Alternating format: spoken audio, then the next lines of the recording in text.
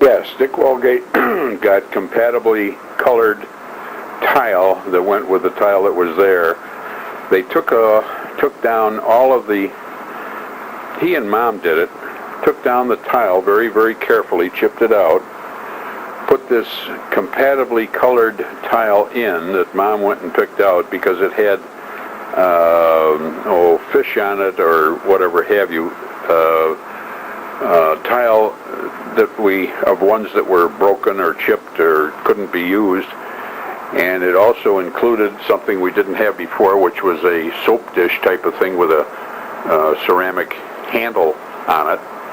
And so he spaced the tile, the newly acquired tile, throughout the three walls of the tub area. So it, and then, well, before he did that, he got some waterproof plasterboard, because the plasterboard, once they took the tile off, we found out that there was a sufficient number of leaks, that the plasterboard was damaged. So he put in waterproof plasterboard, put the tile back up, and then he and Mom, I got home one day and the two of them were, I think they got a glass of wine apiece or something like that, and they sat there, the both of them, in the tub, and they were still doing this when I got home. They were sitting there in the tub with grout, and they were sitting there laughing and having a good time and using their hands and filling in the cracks between the tiles that had been removed and replaced with grout. And from that point on, it was like brand new. It worked well, it didn't leak, and it looked nice because of your mother's capability of finding tile that was compatible in color but had designs on it, as if it was put in there originally with the designs on it to complement the other tile. As I look back now and the amount of time that we spent in the family room after we had that put on,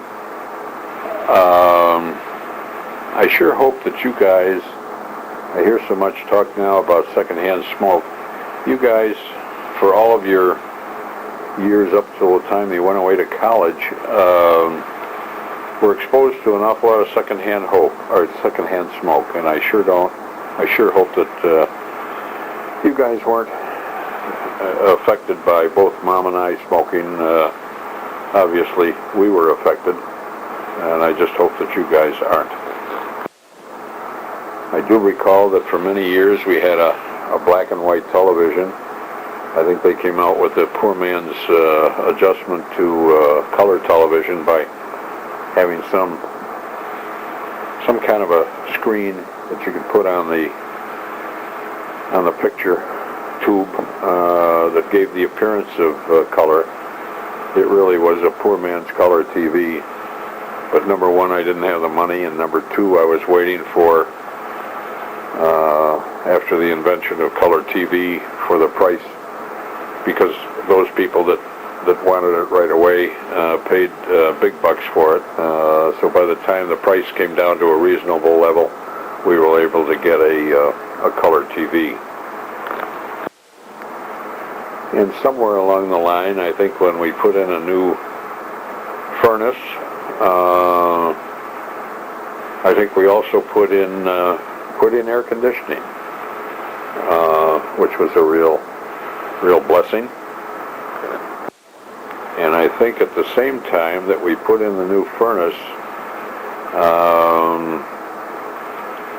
and again, I can't think of the name, I'll think of it at some point.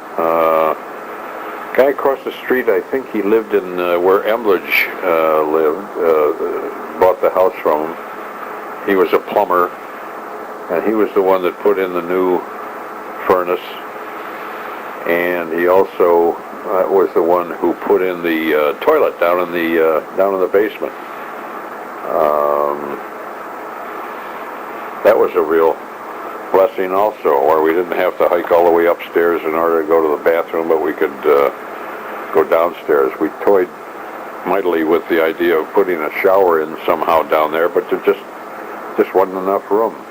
That's why I say, with my total aversion to the basement that in my parents' house, I didn't even want a basement because I figured it was going to be or look like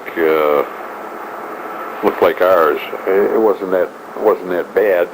If I had bought that house and done as much work around that basement as I did around 145, why, it would have been just fine. But that was my lack of knowledge and understanding of what could be and should be. Going back to that dog bite that Larry sustained when he was 12 or 13 years old, was really sad.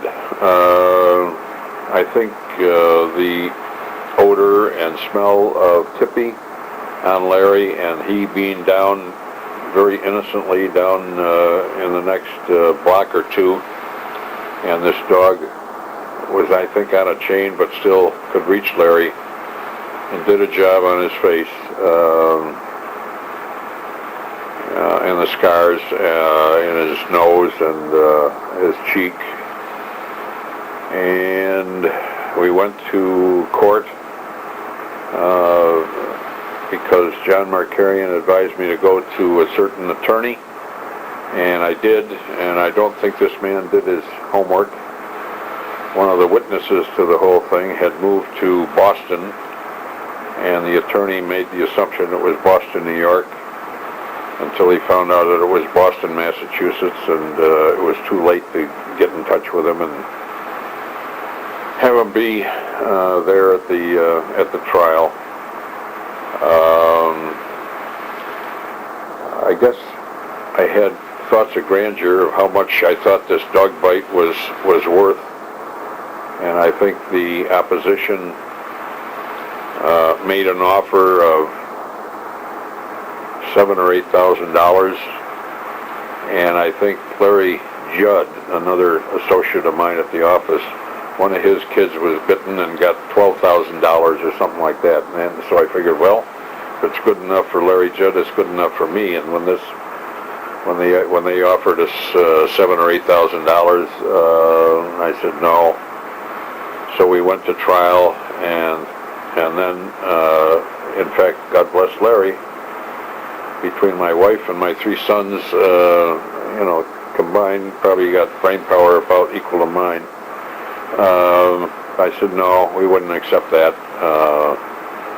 And so the judgment of the jury was that Coons get nothing. And it was Larry who, when they made the offer of $7,000 or $8,000, said, "Dad, why don't you take that? I should have listened. I should have listened to my sons, and I should have listened to my wife. But these are the mistakes that I made, and that a lot of people make." That's what Dad used to say all the time. Life is nothing more than a series of mistakes. Hope like hell you make a lot of the small ones. Maybe this was small, maybe it wasn't. I was very proud of you boys and I think this helped to develop between the Boy Scouts and your paper routes. I think, Don, when you were 11 or 12 years old, I think a client of mine worked for the news as a person in charge of the kids, and I called him and said that you were coming of age and would like to deliver the news, and you did. You got the job, and you did an excellent job, and you turned it over to Paul, and Paul did it. And on occasions, Paul, because of swimming or chasing some skirts around, would con his baby brother to deliver for him on occasions. inclement weather, whether it was Sunday morning or Saturday morning or whenever I was around, and maybe Mom did too, I don't recall, but probably, when it was raining or snowing, would put the papers in the car and you guys would deliver from the car. I don't remember the two older boys as much as I do Larry, when let's see, what is the difference in age? Yeah, about 5 years difference between Paul and Larry. And I think when Paul was reaching, 15 or 16, he was getting tired of the paper route. And so he decided to turn it over to Larry. Well, I do remember Larry, the first time he went out, and I'm standing there in the front, and he's got a load full of papers in his bag, and I think the bag he was short enough at 11, I think. I think the bag was dragging on the ground. But he delivered the papers and did it in fine order. All three of you did. That was the money that you earned. Again, I should have been paying you or giving you allowance money for the help cutting grass or helping around the house. But I was always short. I was always short of cash. And don't know as I could have given you any allowance. I probably could have. But you guys very diligently delivered, and you very diligently put money in the bank. I think you had a couple $1,000, each one of you, when you went away to college, and that was our arrangement that when you went away, I'd pay for the room, and Mom and I would pay for the room and board and books and tuition and all that kind of good stuff. And if you wanted to go buy a beer on Friday and Saturday night, that came out of your own savings. And I think you've all had checking accounts when you were there, and all you had to do was call me on the phone and say, Dad, transfer $100 or $200 from the savings to the checking. And then the following summer, you could get a job and replace some of the money. And of course, Paul remembers this very vividly. Well, let's cover Don first. I think one of my recommendations was that Don take the midnight shift from 11 o'clock till 7 o'clock so that he could work for his Uncle Doug, learn the business, and earn a few bucks from Doug. I don't know, as you had a very enjoyable summer that summer, Don, working like you did, coming home and trying to sleep and then go and do some work for Doug, whatever you did. And Paul, you worked for the town also. And I think when you worked for the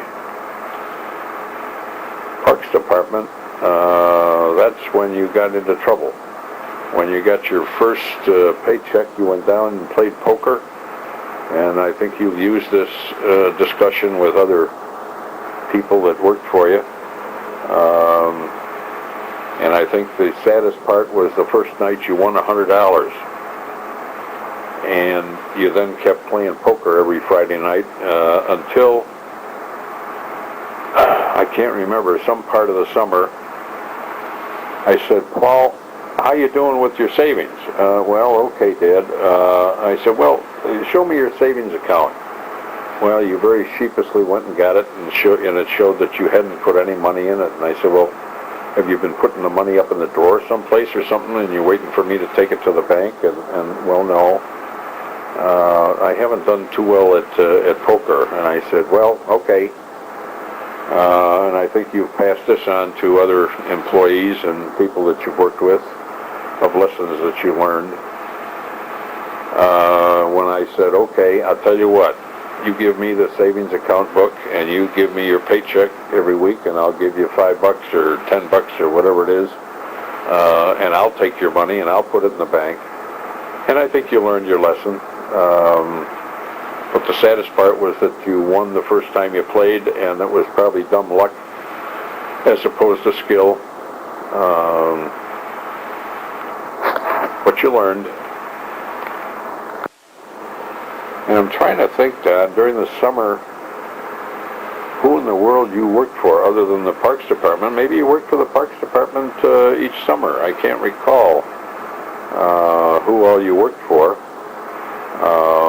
Paul, finally, when you were away at Canton, I convinced you that what you ought to do, because they had it available up there, a Red Cross course, which you took and were able to get a job as a lifeguard, and did very well during the summer, until you, being an adventuresome young man, decided to get on your hands and knees and go down the slide and hit the water in the wrong way, and I got a telephone call, come pick me up, I got to go to the hospital. And God bless Don Kutzelman and Frank Deemer, who were your immediate boss and top dog in the department. They didn't can you. All they did was take you from head lifeguard, demoted you back down, and I think you lost a couple pennies per hour. But at least they didn't can you, and they kept you on to your benefit and my benefit. And I've always had a soft spot in my heart for Don Kunzelman for going to bat for you. I do remember Larry taking 2-week summer classes down at Ben Franklin with one of your favorite teachers who did very well by you. I think you learned an awful lot. I think part of it was letter writing. I don't know of anybody of the three of you who can put together as concisely and letter as you do, Larry. And I think part of it was because of your training at this summer school. Not a required summer school, but a voluntary summer school. And Don, I think you were involved in some kind of sports in junior high school and high school, but I can't for the life of me remember. I do remember Paul playing baseball and swimming. And I remember Larry being involved very much with soccer.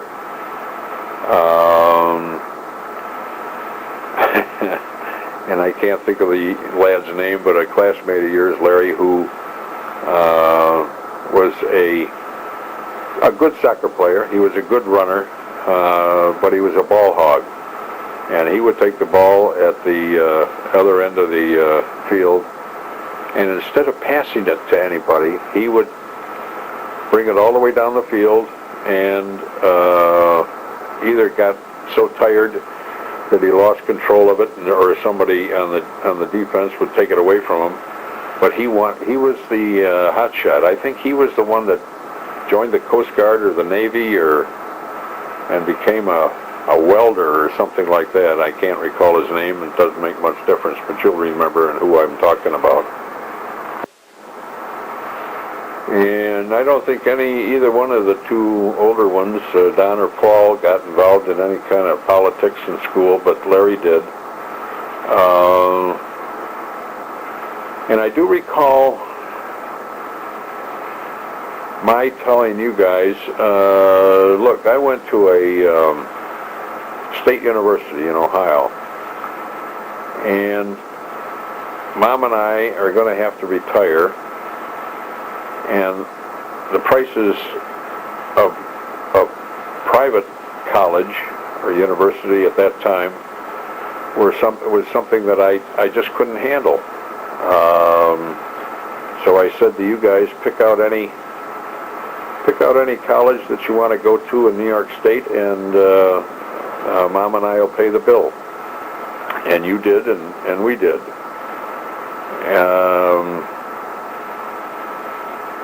And Paul, because of your great capability in mechanical drawing and your lettering capability, I think even to this day, I don't think you write, I think you print. And I do recall us going to, I think it was Delhi, was the first college that we went to see, and I'll get back to Don in a minute. It was the first college we went to, and of course, this was, because it was the first college that you saw, you fell in love with it. But what I saw was, and of course you could drink then at 18, what I saw was a college out in the boonies, and the nearest town was like 10 miles away, and roads like snakes, curving, and you know what I'm talking about. And I figured that's an accident looking for a place to happen. And so I said, let's take a look at some other schools. And somehow, some way, we got up to Canton because you wanted to go to a 2-year school. I don't know as you would have qualified to get into a 4-year school. But we were able to get you up to Canton. Well, it was a gorgeous campus. And the campus was on one side of the river, and there was a bridge to the town on the other side. And the taverns and the beer halls were in the town area, because I don't think you're supposed to drink on campus. But the dormitories were absolutely gorgeous. And I knew that walking across the bridge and having a few drinks, and as long as you didn't fall in the river on the way back, why, it would have been better than driving 10 miles on a windy road. So you did a good job there. I can remember going up there and watching you at graduation, and I think you were having a few pops that morning, you and your buddies. One from Utica, I guess it was, and I can't remember his name, but you will. And of course on your birthday, either the 18th or 19th, was when you went to a bar, and you were going with Rini Saliano, I think it is, at the time. And on your birthday, or the next morning at 1 o'clock, the phone rang, which is never good when the phone rings at home at 1 o'clock in the morning. But Rini was on the phone and saying, the first thing she said was, "Mr. Coon, Paul's going to be okay." I thought, oh, that's trouble right away. Well, of course, you sat on the bar stool until you had to go to the bathroom. You went to the bathroom, and of course these little old towns and bars and whatever have you have, piping sticking out from the walls. They're not hidden behind the wall, and of course that's where you stumbled and fell and hit your head. But you got hit in the head, Paul. But you were all right. You recovered very well from the bump on the head and the bleeding and all the other good stuff. And going back to Don, I don't think your grades, Don, would have allowed you to get into UB. You wanted to, and I wanted you to, and Mom and I wanted you to, go out of town and live on your own and experience some of the joys and pitfalls of doing for yourself.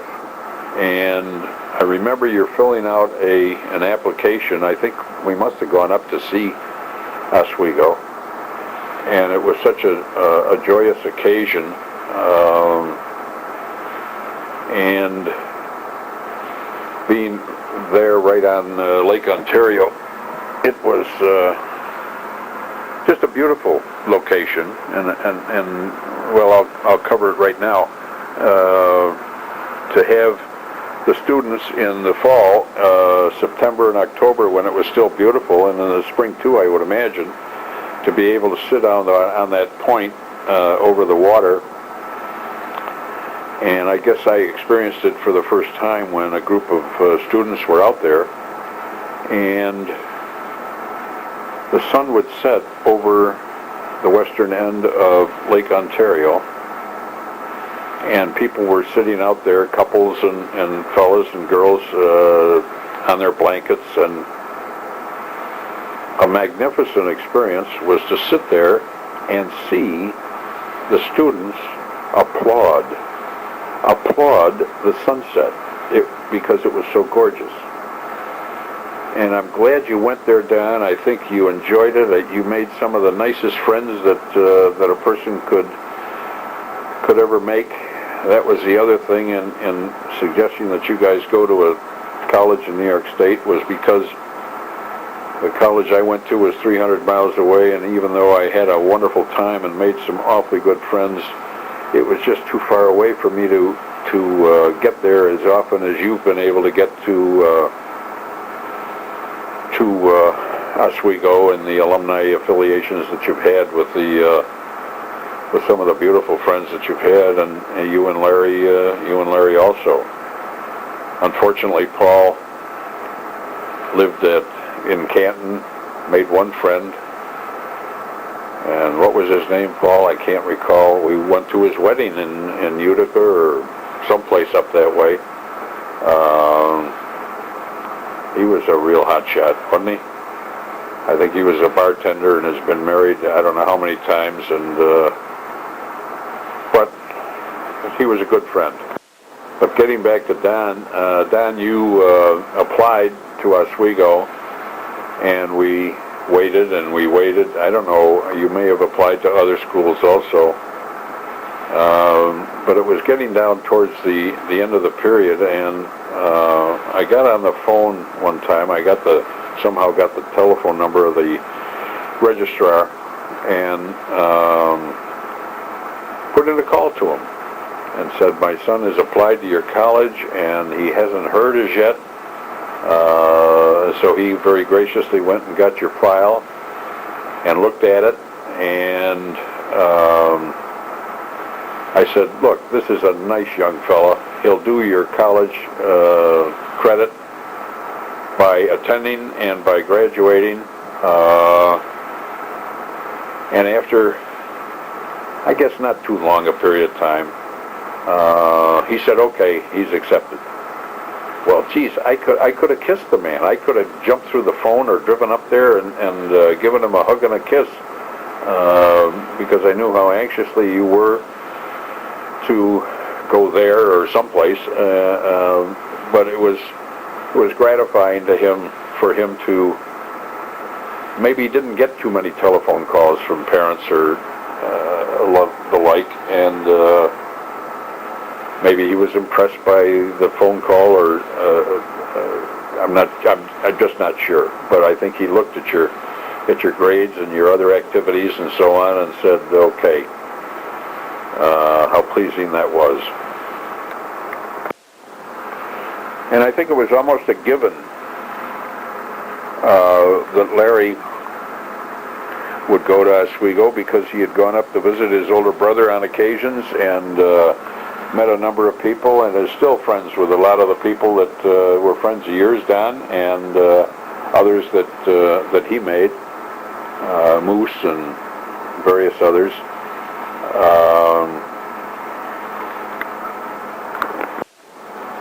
And he too, Don, did very well. I don't know as Larry partied as much as you did, Don, but I think he had as good a time. I think he could have had a better time had he not been tied to Kathy, because I think that restricted some of your activities up there, Larry, as it probably restricted hers back here. And I could never understand why she wasn't the one for you, but you knew better. She would have been very domineering, and I think she was number 4 in the family. And I think when we went to when number 3 girl got married, and everybody kept teasing you about you being next. I think that kind of got to you. And I think Kathy was probably a little bit more aggressive than you were. You were a little bit more laid back. And let's go back to high school a little bit. I must have got off the track a little bit. But I don't know, is anybody in that class, let's see, 17 and 61 is about 78 or 79, I guess, is when you graduated. And when it came time to elect the class officers, it was very apparent the number of friends that you had made in the school. I don't think you had anybody that didn't like you or you didn't like. I think you got along with everybody, and I think you made an awful lot of close friends, many of whom are still your close friends, be it John or Lori or whomever.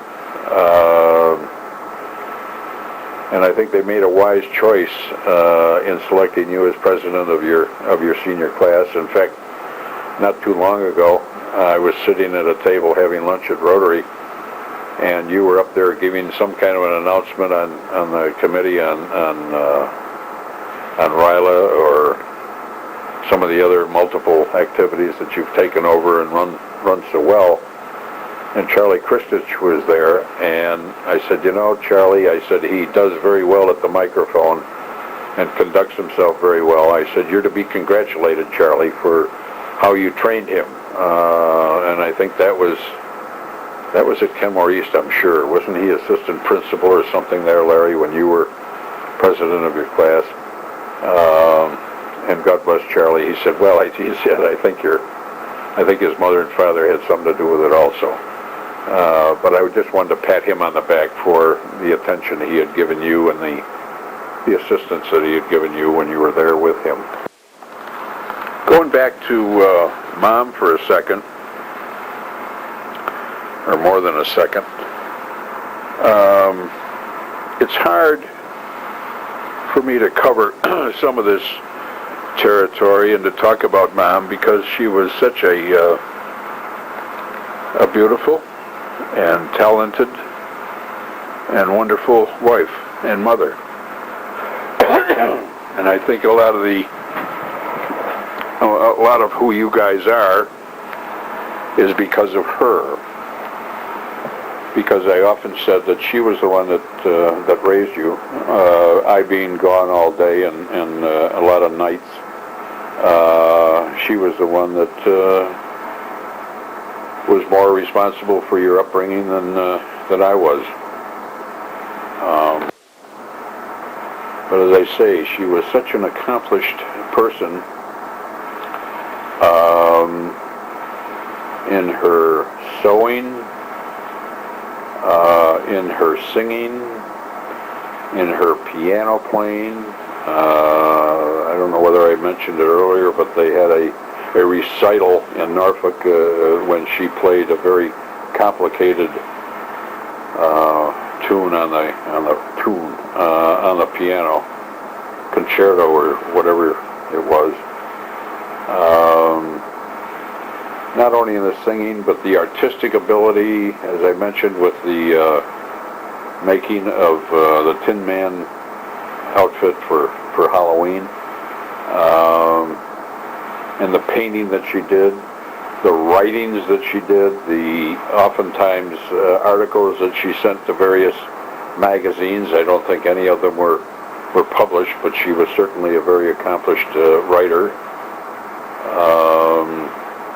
I'm not sure whether you guys were aware of this, but after I had my first heart attack, Mom, sensing what could be, went to the Red Cross and took a life-saving course, not swimming life-saving, but what's it called, where you pump on the chest and breathe into somebody's mouth. And she did that like once a week for X number of weeks or months. And the poor lady would come home on occasions when they had a dummy that you had to practice breathing into the person's, into the dummy's mouth. And the poor lady would come home and her lips were all swollen. So she was a very devoted wife and mother, and very talented. I have in the book downstairs, the first page, I think, is when I sat down soon after her passing and made a listing of all the accomplishments that she had achieved in her lifetime.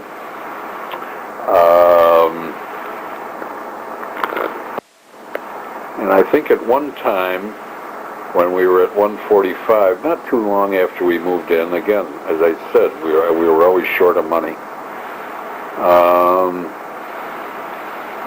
When she really wanted to go back to UB, because it was right around the corner, and take a few courses. And at that time, I was very goal-oriented, injected by Arthur Beck. And so I said to Mom, if you have some goal in mind, we can talk about it. If you just want to go and take a course, that doesn't seem to make any sense. If you have a litany of classes that you want to take because you want to be an artist, a school teacher, whatever it may be, then we can talk about it. But my evenings were so unpredictable as to when I could get an appointment that it would have been difficult, but we could have worked it out if we had had the money. But I was trying to hold my drawing account down so that I wouldn't owe a lot of money when I got off of it. And that's why I said earlier on that in the event I had gone to work for National Gypsum, that Mom could have probably finished up her college education and taught school or done something along that line. But because of my evenings out and lack of money, we just didn't do it.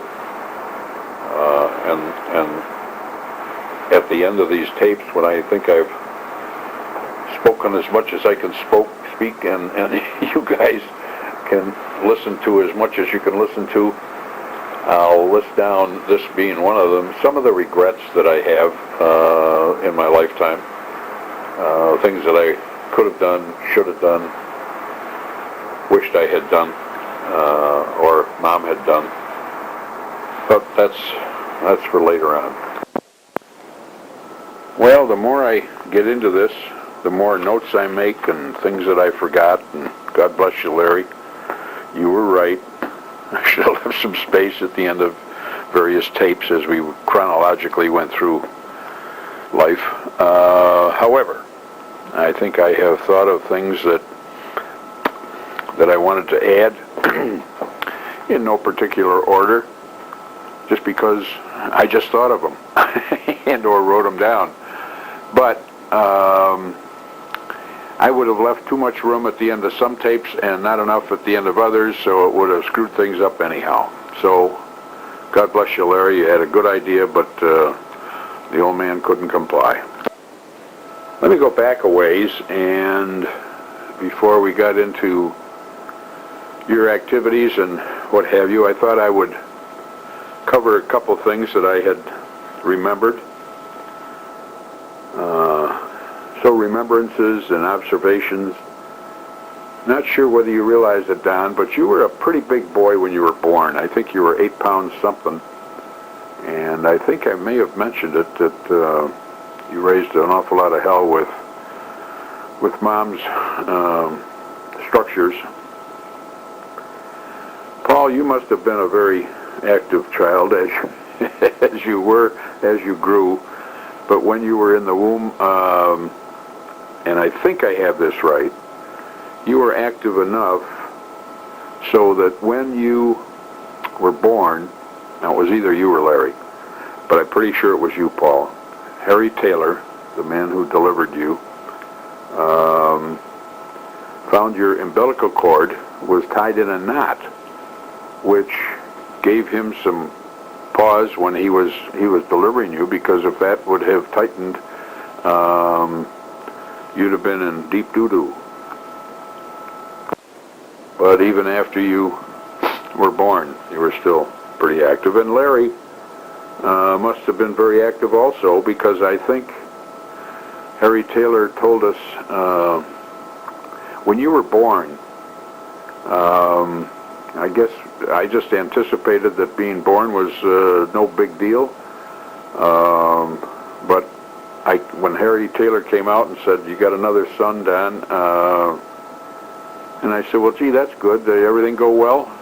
He says, "You crazy old man." He said, "Paul had his umbilical cord in a knot, and Larry had his around his neck. And if you hadn't had somebody paying good attention to delivering these children, they would have had real problems, either at birth or later on in life." God bless Harry Taylor, who, by the way, was the one who, after my father had a heart attack, kept him alive for darn near 20 years, almost 20 years. And that's another story in itself, and I get sidetracked, and that's okay. Kind of helps break up the tapes. When I had my heart attack, it was after I had been president of Rotary, and I had done more than I should have. I really devoted myself to it, and finished Rotary year on July 1st, 1982, and it was when Mom and I went to Florida in January and stayed a week. It was after we came back, I think it was February, that I had the heart attack. But I guess everything just kind of caught up. And why was I going here? Well, just to praise Harry Taylor. Oh, I know where I was going. When I had the heart attack, I had gone over, as I often did, early Sunday morning, and played racquetball with some of the guys, and I think we went to St. Bart's at that time, and came home, took a shower, and felt something strange in my chest. Went to St. Bart's, sat there during the service, until I didn't feel too well. Went out and back and sat down, and it didn't take Mom too long to come back, and she saw this gray person sitting there. We got in the car, went directly to Kenmore Mercy. I reached in my pocket to grab a cigarette and threw him out the window, as I recall. But I think Harry Taylor was quite upset because he had done so much for the family and kept Grandpa alive for 17, 18, 20 years, that he was awfully upset that I hadn't requested his assistance for my ailments. And the reason I didn't call Harry Taylor was I went to the hospital, and a good friend of mine, Pat Coseglia, Coseglia, was on duty, fortunately for me, and when I walked in, he could see how gray I was, and Mom was there, and he said, "Do you have a cardiologist?" And I said, "No, I don't." And I said, "Pat, whoever you recommend, I'll take, I'll go with that." That's when he recommended Arthur Orlick. But I wanted to praise Harry Taylor for what he had done for the family. Get this on this tape, or have to carry over. My mother, one time, as many people do, read the Reader's Digest, and she went to Harry Taylor one time and said, "Harry, I read this in the Reader's Digest, and maybe I ought to be doing it or taking it." And Harry looked at her and said, "Marion, I spent a lot of time in school, and in medical school, as intern, as a resident." And he said, "Marion, I didn't realize that all I had to do was read the Reader's Digest." Well, they both got a big kick out of that. Hopefully I haven't told this story before. But if I have, it's worth repeating. And I'm not sure I said this, and I think I'm running towards the end of the tape, so let me actually, some of the things that I did by entering the insurance business and spending so much time during the day and in the evenings out, didn't have time, as much time as I wanted to spend with you guys. After you graduated from high school, went on to college, that's when I was able to see more people during the day, whether it was a CEO or somebody in management. So I didn't have to spend as many evenings out. So I got it all backwards. I should have been spending more time with you in the evening during your younger years and not earning as much money, and then earning more money later and doing more work during the day. But some of my life has been forward and some of it's been backwards. But just thought I'd enter this, and I'm not sure how much more tape I got, but and Larry, I think you are doing the things that I should have done, not having any children, but still, you see more people during the day and don't go out as much at night as I did. But I was starting this thing from scratch, and you had a little bit of a head start, but you've done it very well.